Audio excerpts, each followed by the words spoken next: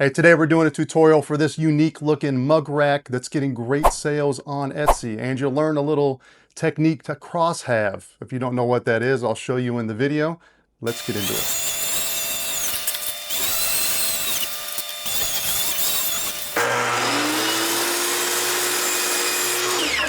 I'm just doing two sections, so at 5, 11/16, bring that over to 11, and we have to do 3 of these.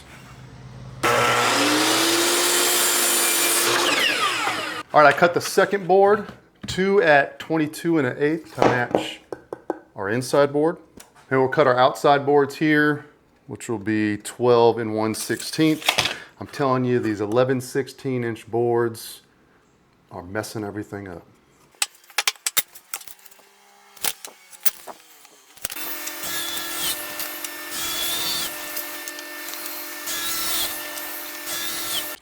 All right, now for cutting the cross halves. Now I have a bandsaw, which makes it a lot easier, but I'm gonna do this with a jigsaw, or maybe I'll show it with a jigsaw and a handsaw, just for people that don't have that kind of equipment.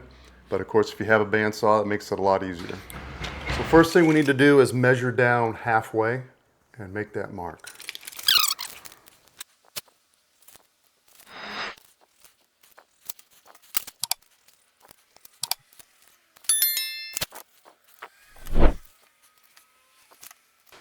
All right, the first way, I got a couple of nice little pull saws here. I actually don't get to use them very much. It would really help if you put it in some sort of vise.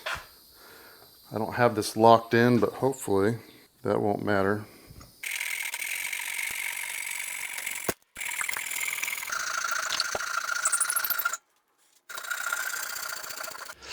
All right, a little more time consuming, as you can see.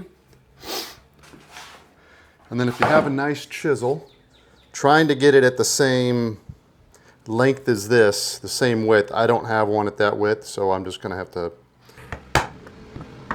just go nice and easy. I went over a little bit right there, but that'll be covered up. That is one. Let's try the jigsaw for the second one.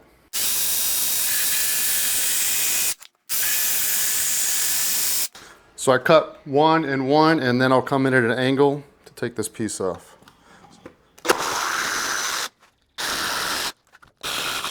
All right, much faster. I'll do a quick little cleanup with the chisel.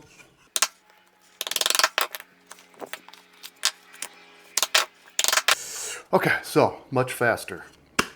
Let's get, so naturally I'm gonna stick with the jigsaw method and get the rest of these done.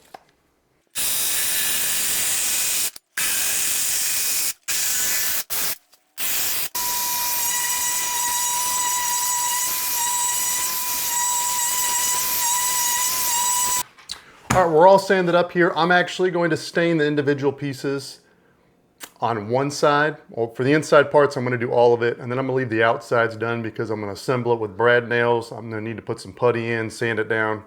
So everything's getting sanded except the outside of these frame pieces. Then we'll do assembly. We'll see how it turns out. So I did a pretty big error. And what is the difference between this and this? We all know. All right. Important technique here. When you make the lines, so this was 11/16. I made that mark at 11/16. When you're making the cut, do not cut on the line, cut inside the line on both sides. If you cut inside the line on both sides, on both pieces, you will have this, which is as snug as can be, as opposed to this. Just to be very clear, when I cut this, I was cutting with the jigsaw on the line here, on both sides, on both pieces, which made the gap way too big. So when you're cutting, line the blade up inside the line, on both sides, on both pieces, and you will get this nice snug fit. Using Kona today.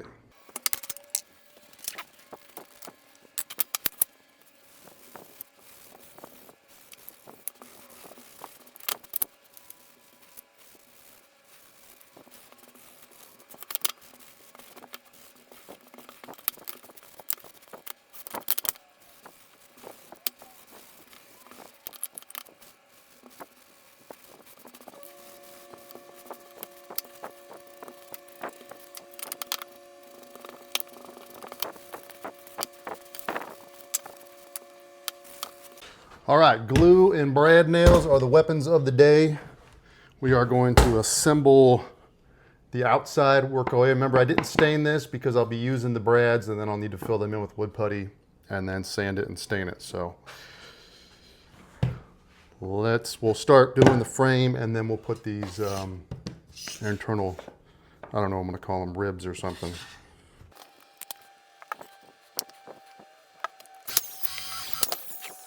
All right, so I put all four corners on and I just put these back ribs in by putting brad nails at the top and the bottom.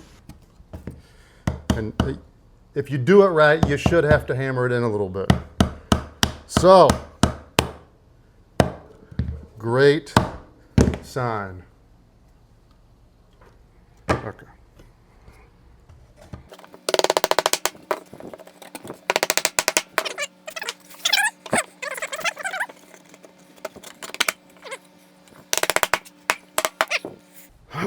So what I didn't realize is I could have lined these riblets up with this, because now it looks like we're off a little bit on this. Looks a little silly, but your mug's going to be covering that up, so no big worries.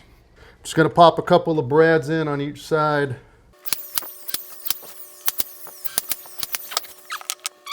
We got her done. I'm going to put the putty in on the tops and the sides and finish the stain, and we are done.